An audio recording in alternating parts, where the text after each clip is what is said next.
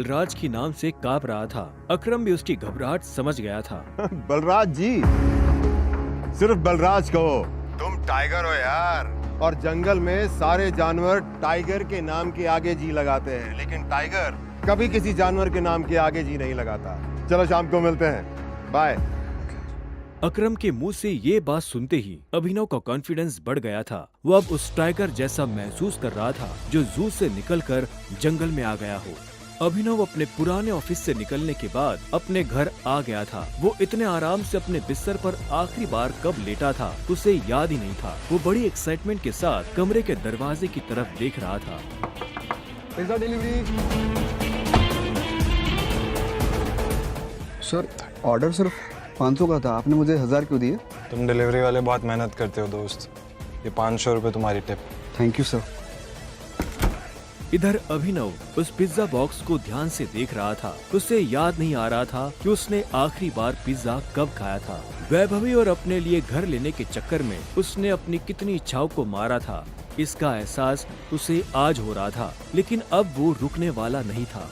शाम को अभिनव hotel sapphire जाने के लिए तैयार होने लगा था। उसने ग्रे कलर की शर्ट और ब्लैक कलर की पैंट पहनी थी। अभिनव के पास पहनने के लिए इससे अच्छा और कुछ नहीं था। जैसे उसने होटल को बाहर से देखा तो देखता ही रह गया। उसने आज तक इतने बड़े होटल को इतने पास से नहीं देखा था। रुको, अंदर का जा रहा है? अंदर ही जा रहा हूँ, क्या दिक्कत है? अंदर जाना है तुझे? तुझे क्या लगता है कि मैं तुझे अंदर जाने दूंगा? क्यों नहीं जा सकता मैं अंदर? अभिनव समझ गया था कि चीफ सिक्योरिटी ऑफिसर उसके कपड़े देखकर उसे जज कर रहा था। सुन, मैं तेरे जैसे लोगों को बहुत अच्छे से जानता हूँ।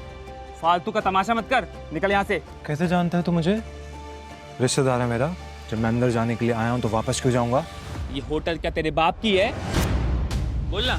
ये सुनते ही अभिनव का माथा गर्म हो गया, लेकिन उसने गुस्से में कुछ नहीं किया। वो शांत रहा ताकि लोगों का ध्यान उसकी तरफ ना जाए। अभिनव 2 कदम पीछे हटा और उसने फोन निकालकर अकरम को फोन मिला दिया। हाँ टाइगर, कहाँ पहुँचे? मैं ये होटल की एंट्री पे हूँ अकरम। हमारा टेबल नंबर क्या है? Table number? अरे मैं इस होटल का मालिक हूँ, मुझे टेबल बुक करने की जरूरत नहीं है। तुम अंदर जाओ, आराम से बैठो, बस मैं पहुँचने ही वाला हूँ। मैं अंदर नहीं जा पा रहा हूँ। यहाँ पे कोई ये सिक्योरिटी वाला खड़ा है, वो कह रहा है कि मेरे जैसे इंसानों को अंदर नहीं जाने देता है। कौन है ये कथा? तुम एक काम करो, बस 10 मिनट में मैं पहुँचने वाला हूँ, तुम वेट करो, ठीक है? और ये इस ऑफिसर की वजह से मैं तुमसे माफी मांगता हूँ। ठीक, नहीं कोई बात नहीं। क्यों? बहुत हीरो बन रहा था ना? मैंने कहा था मैं तुझे अंदर जाने नहीं दूंगा। अगर प्रधानमंत्री को भी कॉल करेगा ना तब भी नहीं, समझा? चल निकल यहाँ से। अरे वो देखो, तुम्हारा निठल्ला एक्स। आजा मजे लेते इसके।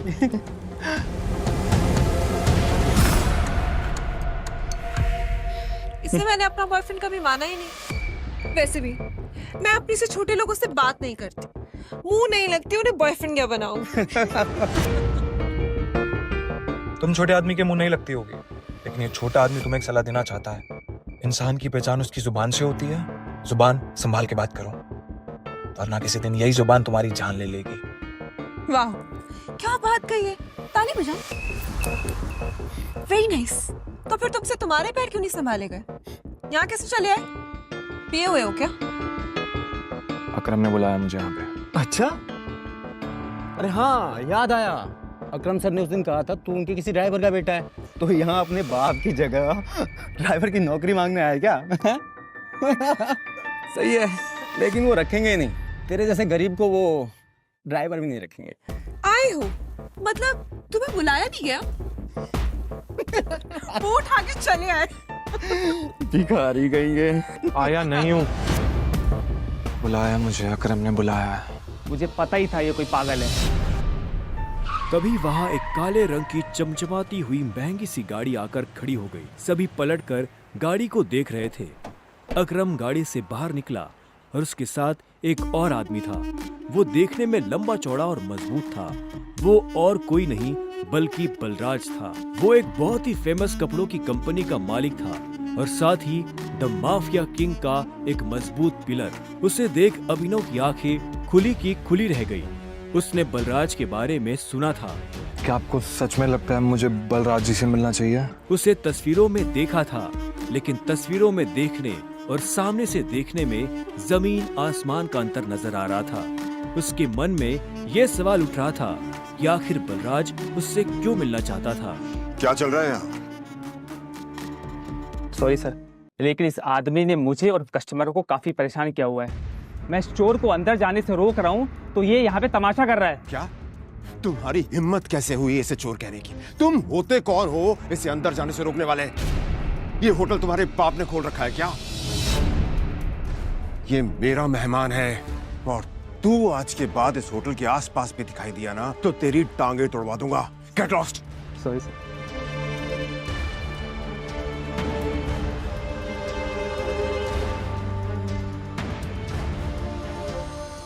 I'm sorry टाइगर, इस बेवकूफ की वजह से। नहीं, असल में तो छोटा आदमी का दुश्मन बना हुआ है आज की। आओ चलो। अकरम ने अभिनव को अपने साथ अंदर आने का इशारा किया। अभिनव अकरम के पीछे चला जा रहा था। उसे महसूस हो रहा था कि बलराज भी अपने भारी भरकम पैरों के साथ अभिनव के पीछे आ रहा था। कुछ देर के बाद वो होटल के एक आलीशान से कमरे के बाहर आ चुके थे। इससे पहले कि वो अंदर जाते, होटल का मैनेजर उनके पास आया और बोला, good evening sir, welcome sir, can I get something for all of you?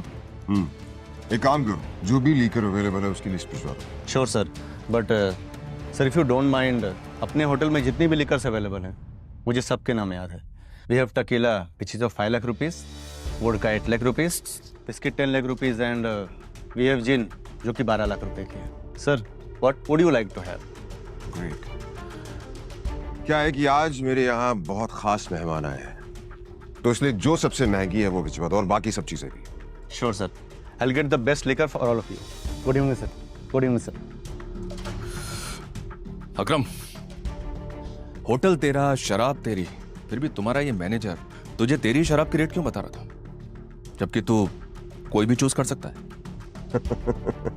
वो इसलिए मेरे दोस्त, क्योंकि मैं दिन देखकर शराब मंगवाता हूँ और आज का दिन मेरे लिए, इनफैक्ट हम सब की जिंदगी के लिए बहुत इंपॉर्टेंट दिन है। इसलिए मैंने हम तीनों के लिए महंगी शराब मंगवाई। So let's enjoy.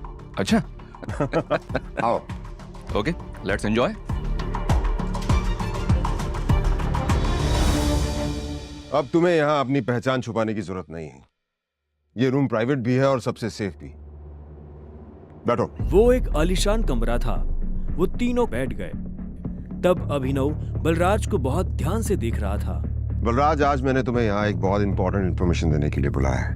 हमें संजय का बेटा टाइगर मिल गया है, लेकिन फिलहाल वो अंडरकवर है, इसलिए उससे तुम्हें मैं बाहर नहीं मिलवा सकता था।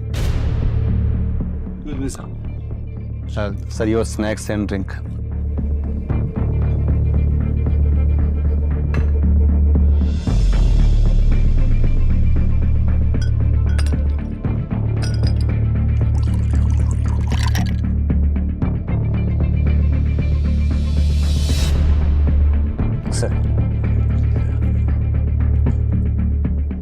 Sure. Cheers. Cheers.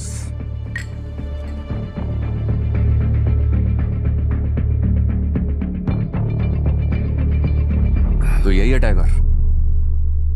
हाँ, ये है हमारा टाइगर। और मैं चाहता था ये हमारी टीम के बड़े और भारी मेंबर्स से मिल ले, और मिलने के बाद जिस तरफ हम बढ़ रहे हैं उस तरफ बढ़ने में ये हमें लीड करे।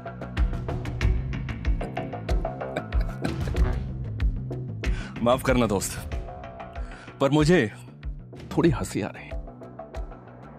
वो क्या है ना, सब कुछ तो तू ही बोल रहा है। हमारा ये टाइगर गूंगा है क्या? हाँ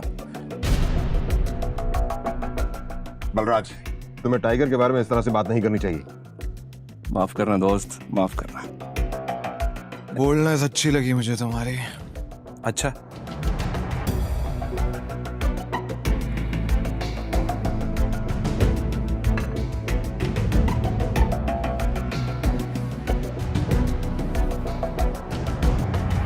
हो गए तुम बॉस, लेकिन ये मत भूलना तुम किसके सामने बैठे हो। टाइगर हूं मैं। टाइगर ना ही चुप रहता है, ना ही धीरे बोलता है। टाइगर सीधा धाड़ता है।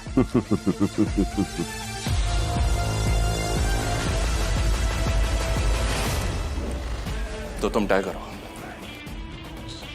ठीक है। तो टाइगर ये बताओ, इतने सालों से कहां थे तुम? अब ऐसा तो नहीं हो सकता ना कि इतने सालों के बाद तुम हमारे सर पे आके बैठ जाओ और हम मान लेंगे कि तुम टाइगर हो। मजाक तो नहीं हो रहा है यहाँ? क्यों अकरम, सही कहा ना? और जिस गद्दी की तुम बात कर रहे हो ना, उसको लिया नहीं जाता, कमाया जाता है। आई बात समझ में? अच्छे से जानता हूँ, छीनना मेरे खून में भी नहीं है। मैं इतने सालों से कहाँ गायब था, क्या कर रहा था, ये सब समझाने का तो हमारे पास टाइम नहीं है शायद। और रही बात कि मैं टाइगर हूँ या नहीं हूँ, ठीक है, तुम तरीका बताओ, साबित कर दूंगा। शाबाश, ये हुई ना बात। अकरम ने मुस्कुराते हुए अभिनव को देखा। उसकी आंखों में अभिनव के लिए गर्व की भावना झलक रही थी। उसने जितना सोचा था, अभिनव उससे भी खूंखार था, लेकिन बलराज के माथे पर शिकन बरकरार थी। उसकी आंखों से पता चल रहा था कि वो इतनी जल्दी अभिनव को टाइगर नहीं मानने वाला था। वैसे भी पूरे ग्रुप में अगर बलराज किसी चीज के लिए जाना जाता था तो वो थी उसकी जिद। वो इस बात को नहीं पचा सकता था कि कल को एक बच्चा उसके सर पर बैठकर राज करे। सिर्फ अकरम की शाबाशी से काम नहीं चलेगा प्यारे, पर मैंने अभी एक्सेप्ट नहीं किया है कि तुम टाइगर हो। तुमने कहा कि तुम साबित कर सकते हो कि तुम टाइगर हो, तो ठीक है, मैं तुम्हें चैलेंज देना चाहता हूं। ये क्या कह रहे हो तुम? Relax Akram, relax. Let's fight, लड़ते हैं। अगर तुम जीते तो हम मान लेंगे कि तुम टाइगर हो, लेकिन अगर तुम हारे तो हमसे कुछ पैसे लेना और गुड़गांव से कहीं बहुत दूर जाकर सेटल हो जाना। बलराज, क्या कह रहे हो तुम? ये सही नहीं है।